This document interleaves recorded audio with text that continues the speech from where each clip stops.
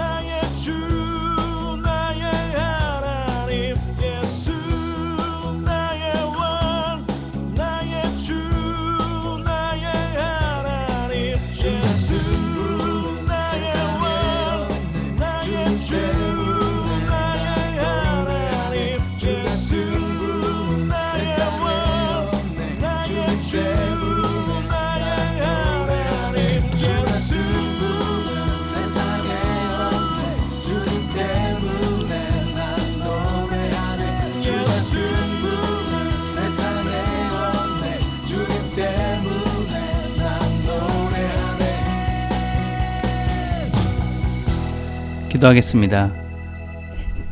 하나님 아버지, 하루를 시작합니다. 하나님께서 우리 모두에게 은혜를 베푸셔서 말씀을 통해 하나님을 아는 지식이 자라가는 그런 시간 되게 하시고, 삶을 통해서 하나님을 경험하며 더 큰 하나님 알아가는 시간 되도록 이 하루를 하나님께서 축복해 주옵소서. 예수님의 이름으로 기도드립니다. 아멘. 오늘 우리가 같이 읽은 말씀은 마태복음 14장 22절에서 23절 상반기까지만 읽겠습니다. 마태복음 14장 22절에서 23절 위까지입니다. 제가 읽겠습니다. 예수께서 즉시 제자들을 재촉하사 자기가 무리를 보내는 동안에 배를 타고 앞서 건너편으로 가게 하시고 무리를 보내신 후에 기도하러 따로 산에 올라가시다. 아멘. 오늘 우리가 같이 살펴볼 말씀은 예수님께서 오병이어 물고기 2마리와 떡 5개로 5,000명 넘는 사람들을 먹이신 다음에, 그 다음에 제자들을 재촉해서 빨리 너희들은 이곳을 떠나서 이 바다 건너, 이 강 건너 저쪽으로 가라고 그렇게 재촉하고 있는 그런 말씀입니다. 우리는 어제 말씀을 통해서 예수님께서 이제 어떤 이런 이적적인 기적적인 일을 하시는 때에 제자들을 동참시켰던 말씀을 나눴습니다. 그래서 예수님께서 축사하시고 그 떡들을 제자들에게 주고 제자들이 그 떡을 나눠주는, 그래서 제자들에게도 하나님께서 행하신 이 놀라운 기적적인 이적적인 일들을 경험케 하는 일들을 함께 누리도록 그렇게 이 사역을 같이 하셨습니다. 근데 그 일이 마치자마자 주님께서는 이 제자들을 빨리 너희들은 이곳을 떠나서 다른 곳으로 가라고 말씀을 하십니다. 왜 그렇게 하셨을까요? 우리는 동일한 복음인 요한복음에서는 이 내용 가운데 뭐라고 얘기를 하고냐면 이런 일을 행하고 난 다음에 오병이어의 기적을 행하시고 난 다음에 사람들이 예수님을 왕으로 삼으려고 했다 하는 기사들을 우리가 볼 수 있습니다. 그래서 사람들은 예수님께서 그런 놀라운 기적들을 행하시니까 이분이 진짜 우리가 기다리던 메시아다.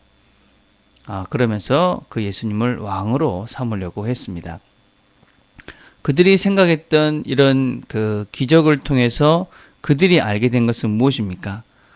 예수님께서 메시아다. 정말 이분은 보통뿐이 아니다 하는 것을 깨달았습니다. 그러나 그들이 예수님을 왕으로 모시려 했던 것은 자기들이 원하는 것을 해줄 수 있는 분으로서의 그런 메시아를 기다리고 있었고 그 메시아라고 예수님을 생각했던 것입니다. 그래서 예수님은 그런 상황 가운데 있는 특별히 그런 것에 동일한 마음을 가지고 있는 이 제자들을 속히 그 자리에서 떠나보내시고 그리고 예수님께서는 홀로 기도하라 산에 올라가십니다. 우리는 성경에서 계속적으로 반복적으로 어떤 기적적인 일들을 우리는 보게 되어집니다. 예수님께서 왜 그런 기적적인 일을 하셨을까요? 환자들을 고쳐주시고 또 불쌍한 사람들을 돌봐주시고 그런 것도 물론 큰 이유 중에 하나일 것입니다. 그러나 더 본질적인 것은 이런 기적은 하나의 사인입니다. 사인. 그것은 이 기적을 통해서 예수를 보라, 예수가 누군지를 보라 하는 뜻입니다. 그래서 이 기적은 본질이 아니고 하나의 사인이라는 것입니다. 예를 들자면 그런 것이지요. 우리 교회 입구에 우리 교회 간판이 있습니다. 교회에 사인보드가 있는 것이죠. 그 사인보드는 무엇을 위해 있는 것입니까? 여기에 교회가 있다. 일로 가면 트리니티 교회가 있다라는 것을 가르쳐 주기 위해서 그 사인보드가 있는 것입니다. 그래서 사람들은 그것을 보고 무엇을 봅니까? 교회를 찾아오는 것입니다. 그런데 그 사인보드를 보고 이 사인보드가 교회인갑다. 아니면 이 사인보드가 목적이 되어 있다면 참으로 어리석고 우스운 이야기가 될 수밖에 없습니다. 예수님께서 행하셨던 그런 기적은 그 기적의 이유는 무엇이냐면 이런 기적적인 이런 사인을 보고 누구에게로 오라는 것입니까? 예수를 똑바로 봐라. 예수에게로 오라. 하나님께로 오라. 이 예수가 누구인지를 깨달아라 하는 것 때문에 이런 기적적인 일들을 보여주시는 것입니다. 근데 많은 사람들은 이 사인을 보고 이런 기적을 보고 그 기적을 행하시는 이 하나님의 본체이신 예수를 보고 예수가 하나님이구나 라는 것을 깨닫는 것이 아니라 그 기적 자체에 목적을 두고 그 기적만 추구하는 경향들이 많이 있는 것입니다. 지금도 우리는 우리의 삶 가운데서 많은 여러 가지 일들을 경험합니다. 그런 일들을 우리가 기도를 하면서 삶 가운데 정말 하나님이 우리를 도우셨구나 하는 것을 깨닫게 됩니다. 그래서 어떤 때는 정말 우리가 이해할 수 없는 신비로운 경험들도 합니다. 근데 그런 것이 왜 하나님께서 그런 일들을 우리에게 허락하시고 그런 일들을 우리가 보게 하시는가? 그것은 그런 것들을 통해서 하나님을 찾아오라는 것입니다. 하나님이 누군지를 바로 알라는 것이지 그것 자체가 목적이 되어서는 안 되는 것입니다. 그래서 우리는 항상 우리 삶 속에서 일어나는 여러 일들을 통해서 여러 사인들을 통해서 하나님께로 나아가는 그런 자들이 되어야 한다 하는 것입니다. 우리는 이 본문을 통해서 우리가 예수님께서 제자들을 이렇게 재촉하신 이유가 있다는 것을 압니다.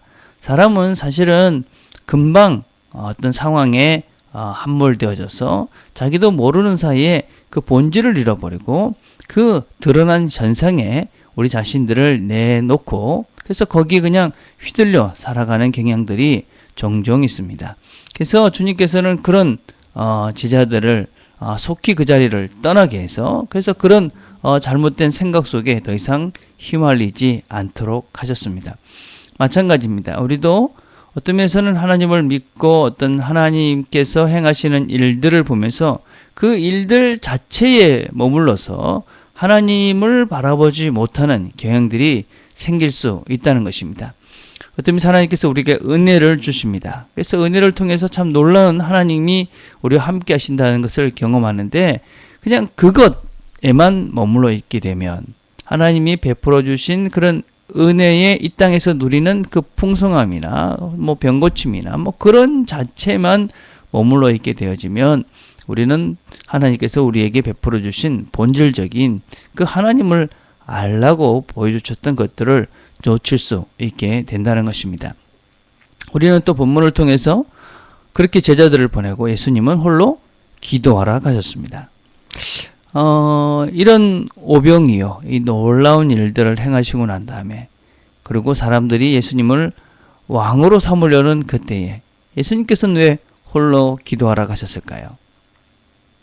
저는 예수님도 온전한 인간으로 오셨기 때문에 여러 가지 유혹이 있을 수 있었다고 생각합니다. 유혹은 나이가 드나 안 드나 다 있는 것이죠. 사람들이 자기를 좋아하고 쫓아하고 또 나에게 가지고 있는 많은 사람들에게 호응을 얻을 만한 것들이 있다면 또 인간적인 그런 유혹거리들이 우리에게 생기면 우리는 쉽게 넘어가게 되어집니다. 오늘도 수업을 하면서 교수님이 이런 이야기를 했습니다. 나이가 든다고 아니면 큰 교회를 한다고 아니면 더 신앙이 좋아진다고 유혹이 없어지는 것은 아니다. 더 큰 교회를 하기 때문에 더 많은 유혹이 있고 더 많은 신앙이 자라기 때문에 더 큰 유혹이 있고 어떤 면에서는 유혹이 전혀 없다. 어떤 면에서는 그 사람은 더 문제가 많은 사람이다. 그런 말씀을 하셨습니다. 유혹이 있다. 여러분 그건 당연한 것입니다. 문제는 그 유혹을 우리가 어떻게 대처하느냐 하는 것입니다. 기도하러 올라가든지 아니면 그 자리를 빨리 떠나버려야만 합니다. 그 자리에 있으면서 내가 이 유혹을 이기겠다. 그것은 사실은 속으로는 내가 그 유혹을 즐기는 즐기고 싶다라는 것과 똑같은 것이다 라고 할 수 있습니다. 그래서 오늘 우리가 하루 살아가면서 우리 삶 속에서 일하는 여러 가지 일들을 보면서 그 일들 자체보다는 그 일들을 통해서 우리가 하나님을 볼 수 있는 그런 지식들이 그런 깨달음들이 있게 되길 바랍니다. 그리고 그런 순간들마다 거기에 함몰되는 것이 아니라 그 자리를 빨리 벗어나서 우리 자신을 볼 수 있는 시간을 가집시다. 유혹은 우리 모두에게 있는 것입니다. 그 유혹의 순간에 그 자리를 벗어나든지 아니면 기도의 자리로 하나님께로 나오든지 그래서 그 유혹을 과감하게 이겨나갈 수 있는 그래서 오늘도 우리 하루의 삶들이 정말 하나님을 아는 사람들답게 그래서 하나님을 알기 때문에 하나님이 우리와 함께하는 것과 같은 그런 삶들을 살아가는 그래서 우리의 삶들이 날마다 하나님을 배워가고 알아가고 닮아가는 그런 하루가 되기를 간절히 바라겠습니다. 기도하겠습니다. 하나님 참 감사합니다. 우리에게 하나님께서 은혜를 베푸셔서 우리가 하나님을 알고 믿고 따르게 하신 것 참 감사합니다. 하나님께서 큰 이적들을 행하셨을 때에 사람들은 그 이적에 함몰되어져서 그 이적만 보고 있지만 그것을 통해서 하나님을 보라는 메시지를 놓칠 때가 많습니다. 우리 삶 가운데서도 여러 가지 일들을 보며 하나님을 보라고 우리에게 주신 여러 가지 사인들을 놓치고 그 사인에만 집중하고 있을 때가 종종 있습니다. 하나님, 우리 삶 가운데 일어난 여러 가지 일들을 통해서 우리가 하나님을 볼 수 있는 그런 깨달음들과 그런 시각들을 우리에게 열어 주옵소서. 하나님 아버지, 벌써 한 주가 절반이 지났습니다. 하나님 이 한 주도 얼마 남지 않았는데 우리에게 주어진 시간들 열심히 최선을 다해서 성실하게 살아갈 수 있도록 도와주시고 우리 마음에 늘 넉넉함들을 주셔서 우리가 우리의 주변의 사람들을 돌아보며 또 살아가며 그렇게 살아가는 우리 트리니티 가족들이 될 수 있도록 아버지 축복해 주시옵소서. 오늘 하루도 우리 모든 가족들이 넉넉함과 사랑으로 주변을 아름답게 만드는 귀한 우리 가족들 다 되도록 아버지 축복해 주옵소서. 예수님의 이름으로 기도드립니다. 아멘.